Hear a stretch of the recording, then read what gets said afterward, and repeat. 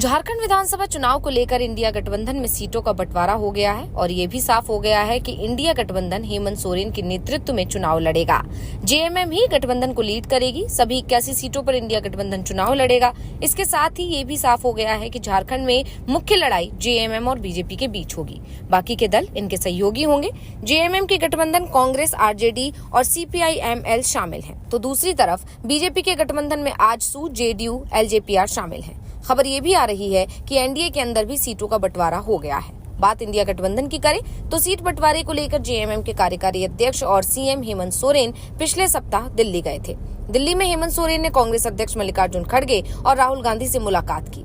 हेमंत सोरेन ने कांग्रेस नेताओं को झारखंड के राजनीतिक समीकरण से अवगत कराया।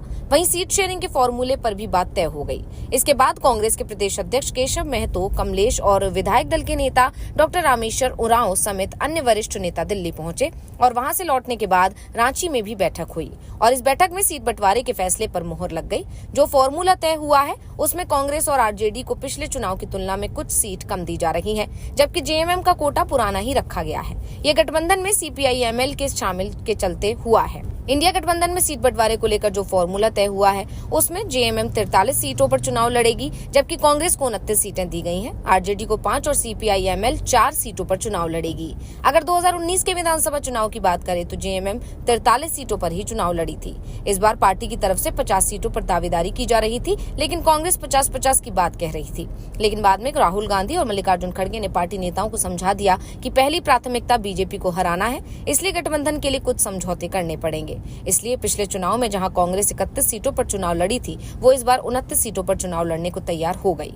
दूसरी तरफ आरजेडी 7 की जगह 5 सीटों पर चुनाव लड़ रही है। सीपीआई-एमएल इस गठबंधन में शामिल होकर पहली बार चुनाव लड़ रही है, उसे 4 सीट दी गई है। 2019 के चुनाव परिणाम पर अगर नजर डालें तो जेएमएम को 30, कांग्रेस को 16 और आरजेडी को 1 सीट मिली थी। 81 सदस्यों वाली विधानसभा में बहुमत का आंकड़ा 41 है और 2019 में इंडिया गठबंधन को 47 सीटों पर जीत मिली थी। ऐसे में इस बार जब गठबंधन में सीपीआई-एमएल भी शामिल हो चुकी है तो इंडिया गठबंधन को उम्मीद है कि सीटों की संख्या 50 तक पहुंच सकती है। इस बीच ये भी खबर आ रही है कि कांग्रेस और जेएमएम की तरफ से अपने उम्मीदवार भी तय कर लिए गए हैं। जेएमएम की पहली सूची, जिसमें 16 से 25 उम्मीदवार हो सकते हैं, वो कभी भी जारी हो सकती है। फिलहाल जिन नामों पर मुहर लगाई जा चुकी है उसमें बरहेट से हेमंत सोरेन, गांडेय से कल्पना सोरेन, गिरिडीह से सोनू सुदिव्य, सरायकेला से गणेश महली, मजगांव से निरल पुर्ती, चाईबासा से दीपक बिरुआ, दुमका से बसंत सोरेन, गुमला से भूषण तिर्की, सिसई से झिग्गा सुसारण होरो, मधुपुर से हफीजुल अंसारी, सिमरिया से मनोज चंद्र, चंदन क्यारी से उमाकांत रजक, नाला से रविंद्रनाथ महतो, तमाड़ से विकास मुंडा, टुंडी से मथुरा महतो, गढ़वा से मिथिलेश कुमार और लातेहर से वैद्यनाथ राम के नाम शामिल हैं। इस बीच आरजेडी नेता तेजस्वी यादव 18 अक्टूबर को रांची आ रहे हैं। उनके रांची दौरे पर आने के बाद आरजेडी की ओर से अपनी दावेदारी पेश की जाएगी।